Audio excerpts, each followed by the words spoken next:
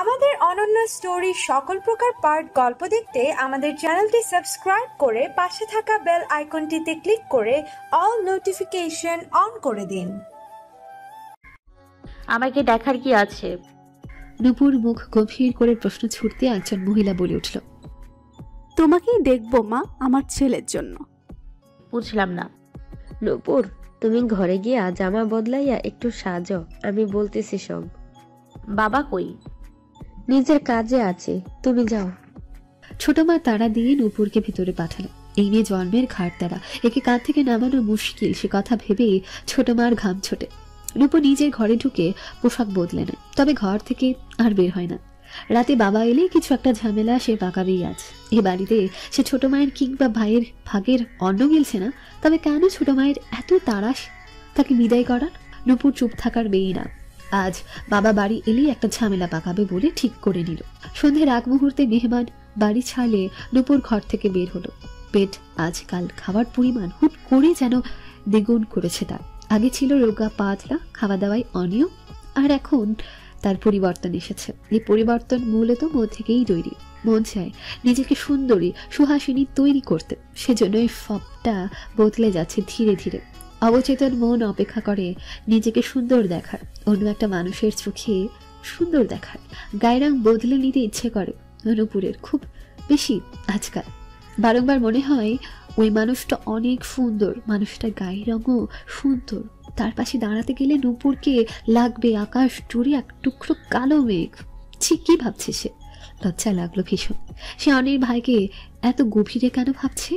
ঝিরি ঝিরি বাতাসে ভেসে আসছে মৃদু মন্দ বুনো ফুলের সৌরভ। ভোরের আলো ফোটেনি তখনও, তবু চারদিক ফ্যাকাশে হয়ে আছে। রাতের ঘুম গাঢ় হয়েছে ভোরের আগে। হঠাৎ কোনো পাখির ডাকে ঘুম ভেঙে গেল রিদওয়ানের। চঞ্চল পায়ে কোথা থেকে একটা কাঠ বিড়ালি এসে বসলো জানালার কপাটে। পাহাড় ঘেরা সৌন্দর্যে এ এক চমৎকার সকাল হওয়ার কথা ছিল তার, কিন্তু হলো না। কাল বাড়ি থেকে বেরোবার মুখে মায়ের দেখা অসুস্থ চেহারাটা মনে পড়ল। নিজের মন তাকে বারবার বলছিল, তুই একটা স্বার্থপর, তুই বড়ই স্বার্থপর। তোর জন্যই তোর মায়ের এই অসুস্থ ভাব। যে মেয়েটা কখনো জানলই না তোর অনুভূতি, যার হাতের রেখায় শুরু থেকে ছিল অন্য পুরুষের নাম, সেই মেয়ের জন্য তুই কেন পালিয়ে বেড়াস এই জগৎ সংসারে? যে মা তোকে জন্ম দিল, এ ধরায় যার কাছে তোর আমৃত্যু ঋণ, তাকে কেন কষ্ট দিচ্ছিস? তাহলে আমি কি করব? নিজেই যেন নিজেকে প্রশ্ন করলো রিদওয়ান। ভেতর থেকে আওয়াজ এলো, ভুলে যা মেয়েটাকে, জড়িয়ে যা অন্য কারো মায়ায়। এতই সহজ? এবারের প্রশ্নে প্রশ্ন কম, যেন জিজ্ঞাসাটাই বেশি। উত্তরহীন সব তার প্রশ্ন। রিদওয়ান ছটফটাই বিছানায় গড়িয়ে। পাশের মাচার ছোট্ট রিসোর্টে কাল রাতে এসে উঠেছিল সে। বাড়ি থেকে অনেকটা দূর এই পাহাড়ে এসে ঠাঁই নিতে মনের মেঘ পাতলা হয়েছে। অনিতাকে নিয়ে অনুভূতির জাল অনেকটাই ছাড়িয়ে নিতে সক্ষম সে। কয়েকটা দিন নিজেকে সময় দিলেই আবার সামলে যাবে অনেক দিনের জন্য। এমনটা তোই হচ্ছে সেই প্রথমবার মায়ের কাছে অনুভূতির খোলাসা করার পর থেকে। কাঠবিড়ালিটা এবার জানলা ছেড়ে ঘরের মেঝেতে নেমেছে। হাতে তার পাহাড়ি কোনো ফল কেমন কুটুস কুটুস করে খাচ্ছে। ভালো করে তাকাতে বুঝতে পারলো ওটা আস্ত এক কাঠবাদাম। রিদওয়ান গা ছাড়া দিয়ে বিছানা ছাড়ল। প্রচন্ড গরমের পর বর্ষার আগমনী হাওয়ার শীতল ঝাপটা চোখে মুখে লাগতে পেটে খিদের টান পড়ল। মুখ হাত ধুয়ে দ্রুত রিসোর্ট ছেড়ে বাইরে এলো সে। এদিকটাই খাওয়ার আয়োজন আলাদা নেই, রিসোর্টেই খাবারের জন্য বলে সে বেরিয়ে পড়লো লতাই মোড়ানো পাহাড়ি সীমান্তে। হেঁটে বেরিয়ে খিদেটা আরেকটু চড়ুক, তারপর না হয় পেট পুড়ে খেয়ে নেবে। রোজকার নিয়মে সকালে উঠিয়ে বাড়ির পেছন দিকটার আরো কিছু গাছ কেটে নিল অর্ণব।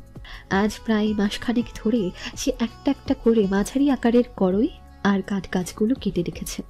লোক লাগিয়ে বিশাল আকারের করই দুটো কাটে নিলেও মোটামুটি রকমগুলোতে সে নিজেই হাত লাগাচ্ছে। এই পরিশ্রম তার ইচ্ছাকৃত, কেন এমন ইচ্ছা নিজেও জানে না। দাদি প্রায় রাগ করেন এই নিয়ে, ভয়ও পান বেকায়দা কোনো আঘাত না লেগে যায় তার। অর্ণব কাল দেয় না সে কথায়। প্রতি সকালে ব্যায়ামের পরিবর্তে এই কাজটাই তার ভালো লাগে। এতে নাকি শরীরের সাথে মনেরও একটা ব্যায়াম চালায় সে। অতিরিক্ত চিন্তার সময়গুলো একাগ্র চিত্তে এমন কোনো কঠিন কাজে মন দিলে তার অনেক সমস্যাই দূর হয়ে যায়। হয়তোবা সত্যি নইলে এখনো সে রিলিফ পেত না তার পেছনে লাগা মানুষটার উদ্দেশ্য সম্পর্কে বুঝতে পেরেও। একটা কাঠের গুঁড়ি সম্পূর্ণ উপড়ে ফেলার পর অর্ণব বসে পড়ল মাটিতে। ট্রাউজারের পরিহিত উদম ভরসা বুকে গড়িয়ে পড়ছে স্বচ্ছ ঘামের বিন্দু, চোয়াল বেয়েও গড়াচ্ছে সেচ জলের একই ধারা। দু চোখ বুঝে লম্বা শ্বাস নেয় সে কয়েকবার, আর ভাবে সে বাইকারকে প্রথম কখন দেখেছে। হ্যাঁ, মনে পড়েছে, প্রথম দেখেছে মতি ঝিলে।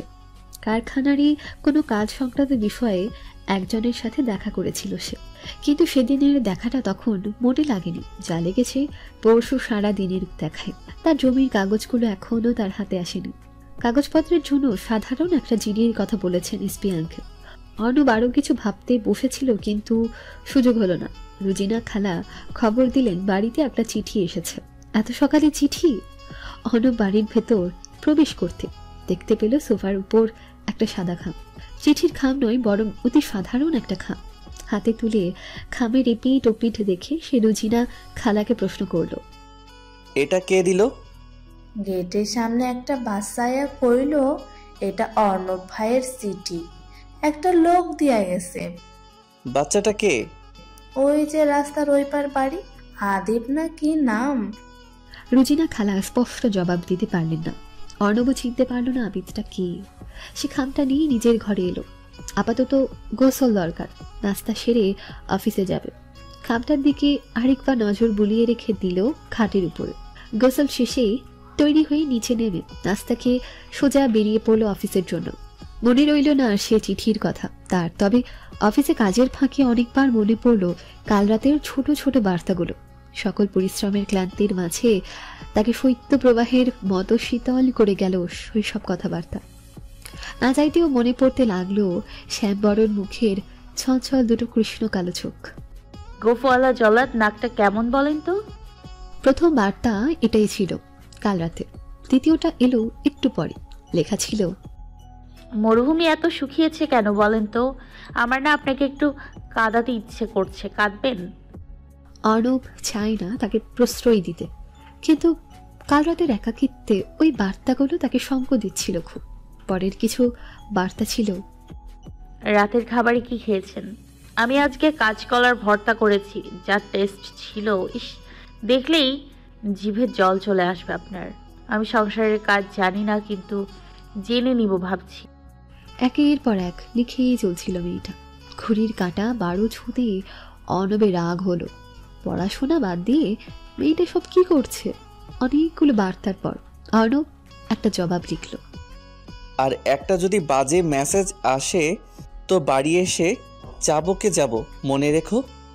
ব্যাস কাজ হলো। তবে অবশ্যই একটা শেষ মেসেজ এসেছিল, শুভরাত্রি। বাজে নয়, এটা সমাপ্তি মেসেজ। প্লিজ বাড়ি আসবেন না। এটা পড়েই হাসতে হাসতে শেষ হয় অর্ণব। কতদিন পর কে জানে মন খুলে হাসতে পেরেছিল সে। দোতলার একলা ঘরটায় গুমট হাওয়ার পরিবর্তে জায়গা নিয়েছিল হাসির ফোয়ারা। ভালো লাগার একটা পলকা মেঘ ঘিরে নিয়েছিল অর্ণবকে। তা সকাল হতেই আবার মিলিয়ে গেছে। এখন আবার শুরু হলো যান্ত্রিক একদিনের। আজকের দিনটাই কাজের চাপ কম। রিদওয়ান ভাই না থাকলেও কাজের প্রেশার খুব একটা পড়ে না রিমন বা বাবার উপর। তারা দুজনই ভীষণ পরিশ্রমী আর কাজের ক্ষেত্রে কঠোর। আজ কাজের পরিমাণ কম, মানে কয়েক ঘন্টা সময় হাতে এক্সট্রা আছে। হাতে সময় থাকা মানেই প্রেমিকার একটা অবসর গচ্ছিত প্রেমিকের হাতে। রিমনের ক্ষেত্রেও তাই। আজ প্রেমিকার অর্ধ দিবস গচ্ছিত। অফিস থেকে দুপুরে বের হয়ে প্রেমিকাকে নিয়ে বসেছিল রমনায়। কথা ছিল একসাথে দুপুরে খাবে। বিকেলটা গাজীপুরে কোথাও ঘুরে কাটিয়ে রাত নাগাদ বাড়ি ফিরবে। রমনায় খুবই অল্প সময় পার করে রিমন বেরিয়ে পড়ল প্রেমিকা নাজরিনকে নিয়ে। গাজীপুরের রাস্তায় গাড়ি চলতে নাজরিন জানালো তার কাজিনও যাচ্ছে গাজীপুর তার প্রেমিকের সাথে। রিমন প্রথমে কথাটা স্বাভাবিকভাবে নিলেও পরে মনে পড়লো নাজরিনের কোন কাজিন? শিবলি ভাইয়ের প্রেমিকাও তো নাজরিনের এক কাজিন। দুই দুই 4 মেলাতে সময় লাগলো না যখন নাজরিন নিজেই বলল, শিবলি ভাইয়া ভীষণ রোমান্টিক। আজ রূপার 21তম জন্মদিন উপলক্ষে 21টা কেক, 21টা শাড়ি আর গুনে গুনে 21টা ফ্লাওয়ার বুকে গিফট করেছে। এই দেখো তাদের ভোরের ছবি। প্রচন্ড উৎসাহ নিয়ে নাজরিন আগলে ধরল ফোনখানা। ড্রাইভিং এর ফাঁকে পলক ফেলল রিমা। এতে যেন মাথায় বিদ্যুতের মতো ঝিলিক দিল এক বুদ্ধি। আপন খালাতো ভাই শিবলি এক মুহূর্তে আপন শত্রু স্বরূপ মনে হলো তার। অনেকে পেলে পুষে বড় করছে তারা এই শাড়ির হাতে দেওয়ার জন্য, আর তার ভাই একটা গাধা, পাপকে হাত করতে জানে না, নিজের মনের বাসনা পূরণ করতে জানে না, শুধু জানে বহিমিয়ান ঢং ধরে দুনিয়া ছেড়ে হারিয়ে যেতে। দুনিয়া ছাড়লেও চলতো, একটা গাধা দুনিয়া থেকে কম হতো। জঞ্জাল, শুধুই দুনিয়ার জঞ্জাল, সেসব মানুষ যারা অনুভূতির জানাজা তোলে। রিমান এদের একদম পছন্দ করে না। তার বড় ভাই, তার মা আর অনি, এদের কাউকেই সে পছন্দ করে না। এরা জীবনকে বাংলা সিনেমার নায়িকা শাবানা বানিয়ে অশ্রু বিসর্জন দেয় প্রতি মুহূর্তে। জান, এই ছবিগুলো আজকে? হ্যাঁ, সকালে এই সেলিব্রেশন ছিল তাদের বেইলি রোডে একটা ক্যাফেতে, আর বাকিটা রাতে। আমরা আসার আগে কিন্তু সারপ্রাইজ দেবে তাদের একটা, কেমন? নিশ্চয়ই। আচ্ছা, ছবিগুলো আমাকে হোয়াটসঅ্যাপ করো, পরে দেখবো। আমি ইন্টারেস্টিং লাগছে ছবিগুলো, পরে কখনো তোমার জন্য আয়োজন করব। নাজনীন ছবিগুলো সেন্ড করতে করতে বলল, আমার এত কিছু লাগবে না জান, এসব লোক দেখানো আয়োজন না। তুমি তোমার সাধারণ আয়োজন রেখো, আমি তাতেই হ্যাপি। রিমান হাসল একটু। মেয়েটা বড্ড বেশি ভালোবাসে তাকে, সে খবর তার অজানা নয়। কখনো কখনো বড় বড় আবদার, আবার কখনো ছোট ছোট শব্দেই সুখী হয়। কিন্তু এই মুহূর্তে মাথায় ঘুরছে ছবিগুলো। প্রত্যেকটা ছবিতে শিবলি ভাই আর তার প্রেমিকার সম্পূর্ণ চেহারা দেখা যাচ্ছে। কাজে লাগবে খুব, কিন্তু তার আগে রমি ও ফিরুক সন্ন্যাস ছাড়ে। নাম অর্ণব চৌধুরী, বাবার নাম আতাহার চৌধুরী, মায়ের নাম ময়না। আগে পরে নতুন স্বামীর নাম এখন। এই ডিটেল কে চেয়েছে তোর কাছে?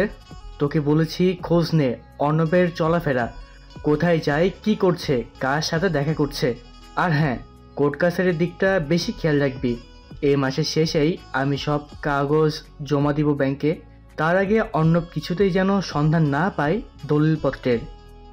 শাখাউত সারোয়ার নিজের কথা শেষ করে সামনের ব্যক্তিটাকে বিদায় দিলেন।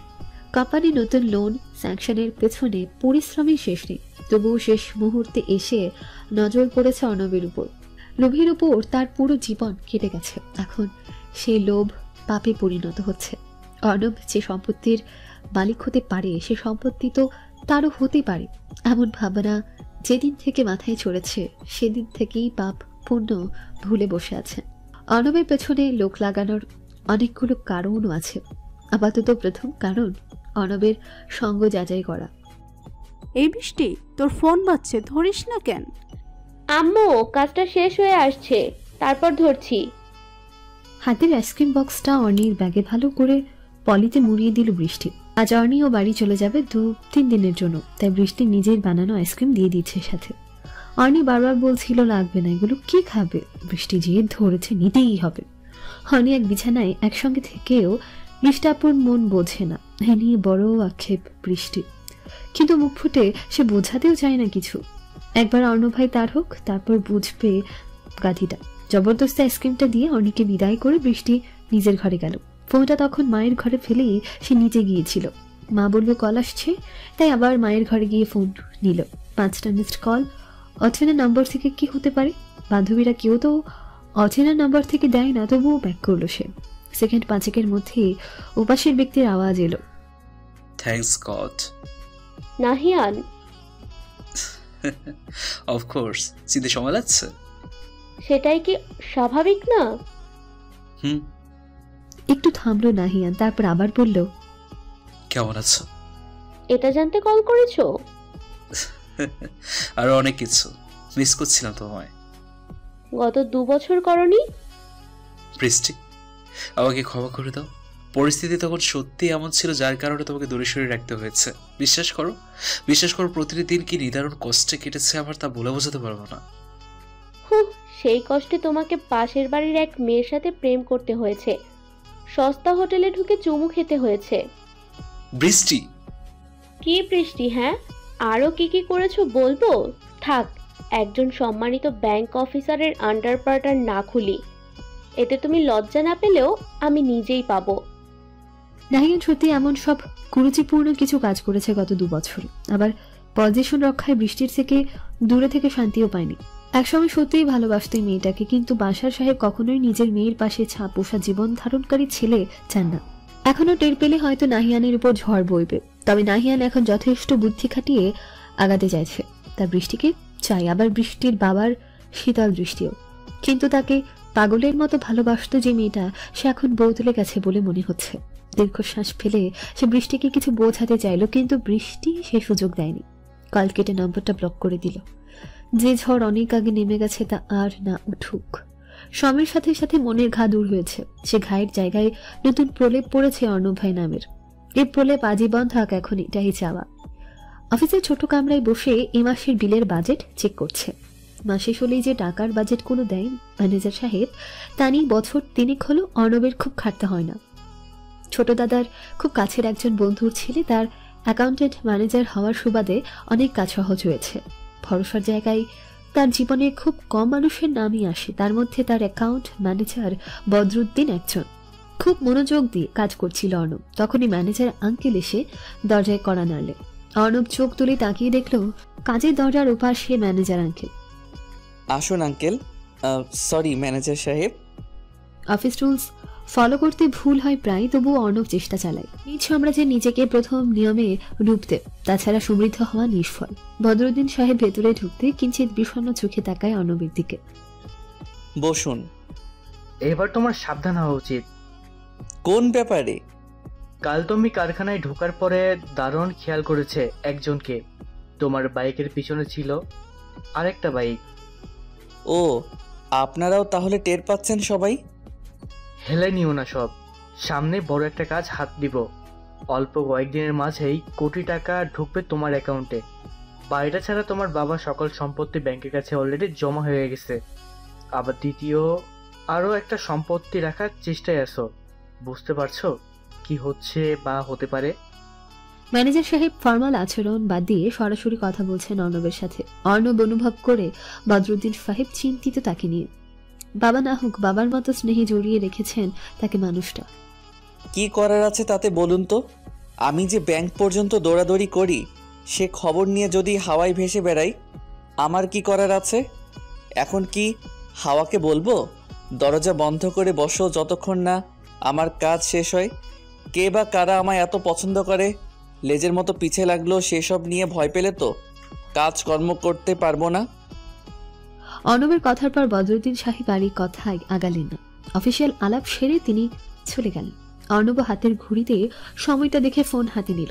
অর্ণির আজ বাড়ি আসার কথা এলেও কিনা জানা দরকার। অর্ণি নম্বরে কল করতে সে জানালো রিমান্ড পৌঁছে দিয়ে গেছে তাকে। স্বস্তি পেল জেনে। নিজের পেছনে শত্রু লেগেছে এই নিয়ে ভয় নেই খুব একটা, কিন্তু এই শত্রু কে বা কারা তা জানা জরুরি হয়ে পড়েছে এখন। নিজের সাথে অর্ণি আর দাদির কথাটাই মাথায় আসে তার সর্বপ্রথম। এখন তো চিন্তা হচ্ছে বাড়িতে একজন নিয়মিত সিকিউরিটিও দরকার। দাদার আমলের বয়স্ক দারোয়ান কতটুকু নজরে রাখতে পারবে কে জানে। আষাঢ়ের বাদলা দিন আজ না থাকলে রাতের শুরু বৃষ্টি ধোয়া। অর্ণি যখন বাড়ির গেটে পা দিল তখনই নামলো ঝমঝমিয়ে এক ঝাঁক বৃষ্টি এসে ছুঁয়ে গেল তাকে। সারাদিন মনের মধ্যে চাপা আতঙ্ক ঘুরে আজকাল বিয়ে নিয়ে। বিকেলটা তার একেবারেই ফ্যাকাশে হয়ে গিয়েছিল মেজ খালামনির ফোন কল পেয়ে। কল ধরেই কেমন প্রশ্ন করছিল, আমার বৌমা কি আমাকে ভুলে গেছে? একটু খোঁজ নিস না কেন অর্ণি? অর্ণির কেমন খারাপ লাগছিল খালামনির আচরণে। আজকাল ফোন করে বৌমা বলে সম্বোধন করে। এত কিসের তারা? আর শাশুড়ি বৌমাই কেন হতে হবে? সে তো মেয়েরই মতন, মেয়ে হিসেবেই ডাকুক না। খালামনি আজ জোর করে শিবলি ভাইয়ের ফোন নম্বরটাও দিলেন। বার কয়েক বলেও দিলেন অর্ণি যেন কল দেয় শিবলি ভাইকে। এমনটাই কি হওয়ার কথা? কল করে সে কি বলবে? শিবলি ভাইকে কি কথা বলতে হয় তাই তো জানে না অর্ণি। বাড়ি এসে সেই ভাবনাগুলোই লাগাম এঁটেছে ছোট দাদির সান্নিধ্যে এসে। রাতের জন্য ভাপা ইলিশ রান্না করবে দাদি আজ নিজ হাতে। তাই অর্ণি দাদির পাশে বসে পেঁয়াজ কাটছিল আর দাদি নিজ হাতে ইলিশ ধুয়ে নিচ্ছেন। রান্নাঘরে পুরনো এক টেবিলের উপর রাখা সকল মশলার পাশেই বেজে উঠেছে অর্ণির ফোন। সে দেখলো ভিডিও কল করেছেন উপর, তাই রিসিভ করে পাশেই তাক করে রেখে কাজ চালালো। ওই কি করিস? চটপটে স্বরে নূপুর জানতে চাইল। অর্ণি ছুরি চালানোর ফাঁকে এক পলক দেখে নিল বান্ধবীকে। পেঁয়াজ কাটছি। তুই কোথায়? আমাদের বাড়ি এসেছি। ও, তা পেঁয়াজ দিয়ে কি হবে? তুই রাখতে পারিস নাকি কিছু অকর্মা ঢেকি? না, তুই এসে রেখে দে। সিরিয়াসলি, আমি কিন্তু সত্যি আসবো। বল কি রাখতে হবে? এমন করে বলছিস যেন তুই সব পারিস। আরে ধ্যাত, রান্না পারতে হয় নাকি? রাখতে গেলে আপনা আপনি হয়ে যায়। উচ্ছ্বাল হেসে জবাব দেয় নূপুর। অর্ণি একটু হেসে কুচি করা পেঁয়াজ শপিং বোর্ড থেকে বাটিতে তোলে। কাঁচামরিচ নিয়ে কাটতে কাটতে আরো কিছু বলতে নেই আর আগেই দাদি উকি দেয় ফোনের কাছে। আসসালামু আলাইকুম দাদি, কেমন আছেন? আপনার পায়ের কি অবস্থা এখন? দম দেয় না নূপুর, একটানা বলে যায় কথা। দাদির ভালো লাগে এই মেয়েটাকে। তিনি হেসে সালামের উত্তর দেন। ওয়ালাইকুম আসসালাম, আমি ঠিক আছি বোন, তোমার কি খবর? আমি একদম ঠিক আছি দাদি, শুধু পড়ার চাপে চিড়ের চাপটা হয়ে যাচ্ছি গো।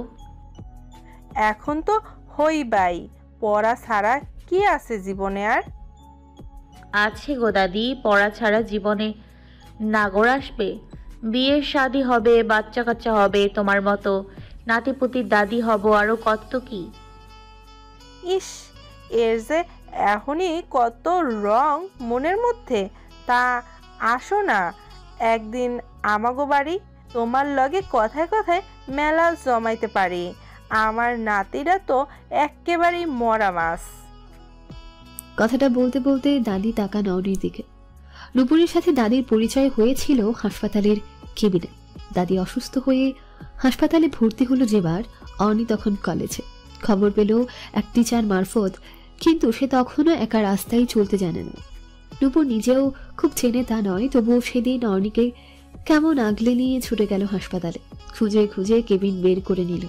তারপর দাদির সামনে বসে দুজার কথায় আলাপ জমিয়ে ঘন্টা খানিকে ঘনিষ্ঠ হয়ে গেল দাদির। এরপর আর সামনাসামনি দেখা না হলেও অর্ণি এ বাড়ি এলেই তাদের গল্প জমে মুঠোফোনে। আজ আর গল্প খুব জমে ওঠার আগেই নূপুর বিদায় নিল ফোন কল থেকে। দাদি হঠাৎ বলে বসলেন, নূপুরকে নিয়ে আয়, কাল সারা দিন একসঙ্গে থাকুম। অর্ণিরও মন বলছিল একটা কলেজ বাদ দিয়ে বাড়িতে কাটাবে। নূপুর সঙ্গে থাকলে বেশ হয়, তাই সে আবারও ফোন করে নূপুরকে বলল কালকে চলে আয়। নূপুর এই মুহূর্তে ব্যস্ত আছে, পরে জানাবে বলে ফোন রেখে দিল।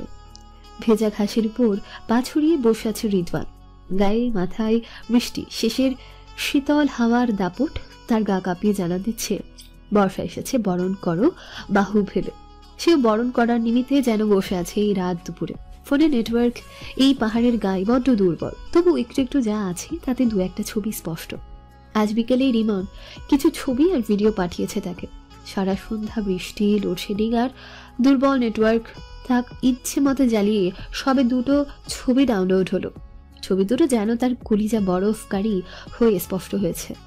এক ধ্যানে বসে সে ভাবছে সে কি খুশি হবে নাকি দুঃখ পাবে। শিবলি ভাই আর রূপা, রিমনের প্রেমিকার কাজিন রূপা।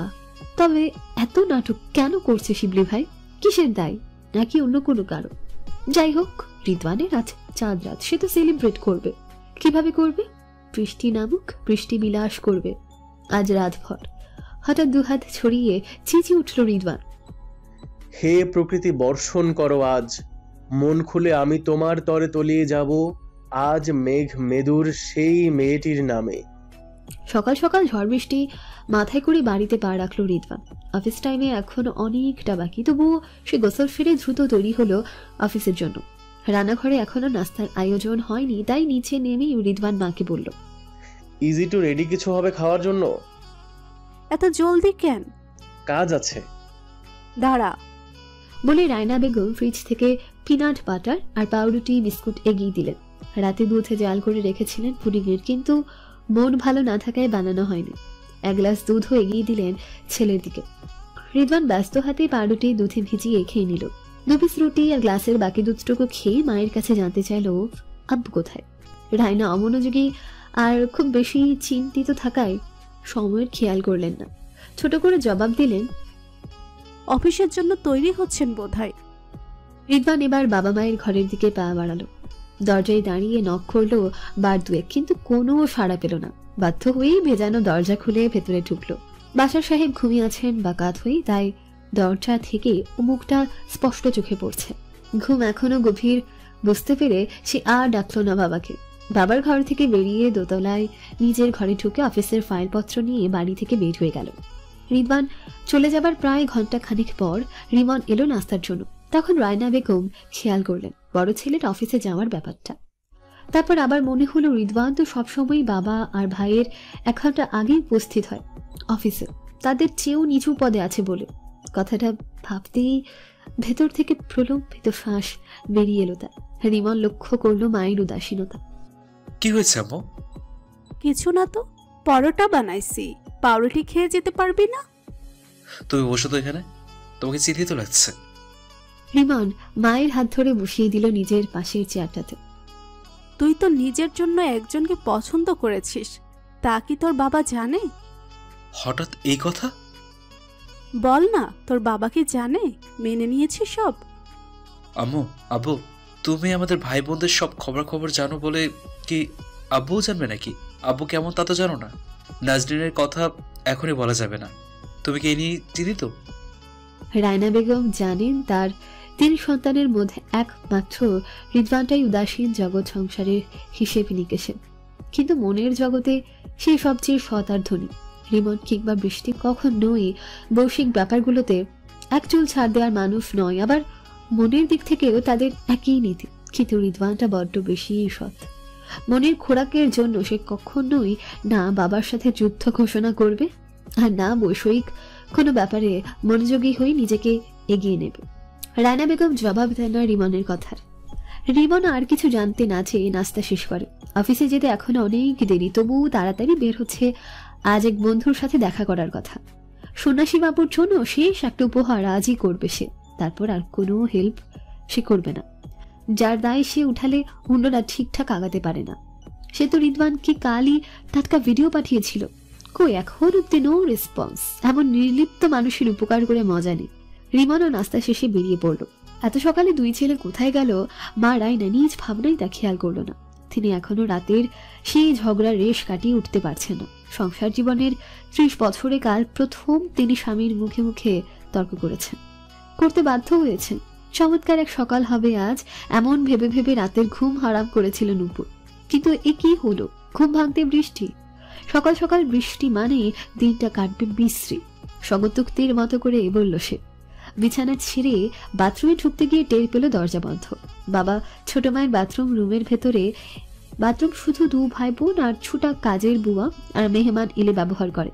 প্রয়োজনের সময় তৎক্ষণাৎ বাথরুমে ঢুকতে না পারার মতো যন্ত্রণা বোধ হয় বিশেষ দিনগুলোতেও হয় না। নূপুরের মনে হয় বাথরুমে নিশ্চয়ই বুয়াই হবে। তোতন তো এখন স্কুলে আছে। খালা জলদি বের হন, আমার অবস্থা সিরিয়াস। কাতর কণ্ঠে বার 2 ডাকলো নূপুর। মিনিট 5 পর ঘর ঘর আওয়াজ তুলে কুলকুচির আওয়াজ এলো ভেতর থেকে। সেই আওয়াজ শুনেই নূপুরের তীব্র চাপের কথাও মনে রইল না। সে দরজা থেকে সরে দাঁড়ানোর আগেই বাথরুম থেকে বেরিয়ে এলো জ্যাকি। চাপ কি বেশি পড়েছে তোমার? দাঁত কেলিয়ে বাজে রকম হেসে প্রশ্ন করলো জ্যাকি। তার এই ছোট্ট প্রশ্নটার ধরন শুনেই রাগে গাড়িরি করতে লাগলো নূপুরের। পারতপক্ষে কখনোই কথা বলে না সে জাকিরের সাথে, তাই এখনো চুপচাপ চলে যাচ্ছিল। কিন্তু না, অসভ্য বেজাত লোকটা তার স্বভাব থেকে বেরিয়ে চলার মানুষ না। পুনরায় বলে উঠল, আরে যাও, কই তোমার না চাপ পড়েছে বললা? যাও যাও, খালি হয়ে আসো, নাইলে আবার ঘরেই না। মুখ সামলে কথা বলবেন জাকির ভাই, সবাই আপনার ঘরের বউ না, তাই মুখ খোলার আগে ভেবে নেবেন কি বলতেছেন। চাইলেই তো হতে পারো ঘরের। জাকির এরপর আর কোনো শব্দ উচ্চারণ করতে পারে না। নূপুর তার ঠিক মুখের সামনে হাত তুলে দাঁড়িয়েছে। না, থাপ্পড় সে দেয়নি, অন্তত এমন নোংরা লোকের গায়ে হাত ছোঁয়ানোর কথা সে স্বপ্নেও ভাবে না। নূপুর নিজের ঘরে গিয়ে ধরাম করে দরজা আটকে দেয়। জাকির সেখানেই দাঁড়িয়ে আবারও হেসে বিড়বিড় করে, ফাঁক পাইতে দাও সোনা, আর কয়টা দিন এই তো ভোগ আমি করমু তোমারে, তখন ভাঙমু তোমার এই ভাবের দুয়ার। হে হে। বৃষ্টি থেমে গেছে অনেকক্ষণ, সেই সাথে শেষ হয়েছে নূপুরের সাজগোজ। এখন পর্যন্ত অর্ণিতা 7 বার কল করে ফেলেছে তাকে। মজার ছলে কাল অর্ণিতা দাদিকে বলেছিল আজ সে যাবে তাদের ওখানে, কিন্তু আজ সত্যি দাদি তার অপেক্ষায় অস্থির হবেন বুঝতে পারেনি। এদিকে বাবাকে না জানিয়ে কোথাও যাওয়া হয় না নুপুরের। এক টিউশনের কলেজে 2-এর বাঁধা রুটিন বাবার জানা, কখনো শপিং করতে গেলে ফোনে লোকেশন জানিয়ে রাখে। কিন্তু আজ বাবার সাথে কথা বলার সুযোগ একদমই মিলল না। জাকির ভাই সেই যে এসেছে, এখনো কি এত জরুরি কথা বলছে বাবার সাথে? নুপুরের সেজে গুজে থাকা মুখটাতেও ভাসল দুশ্চিন্তার ছাপ। গত কয়েকদিনে সে জানতে পেরেছে জাকির ভাই একটা বিয়ের প্রস্তাব এনেছিল তার জন্য। কোনোভাবে কি সেটা নিয়ে বাবাকে উস্কাতে চাইছে? তার ভাবনার মাঝেও আরো একবার কল এলো অনি নাম্বার থেকে। নুপুর কল রিসিভ না করে ব্যাগটা নিয়ে বাড়ি থেকে চুপচাপ বেরিয়ে পড়ল। এখন বাবাকে বলতে যাওয়া মানে ওই বদমাসটার কণ্ঠও শুনতে হবে। বাড়ির গেট পেরিয়ে রাস্তায় উঠতেই রিক্সা পেল নুপুর, কিন্তু রিক্সাওয়ালাকে ঠিকানা বলতে লোকটা জানালো অত দূর যাবে না, ওখানে আর বাজার পর্যন্ত হলে যেতে পারে।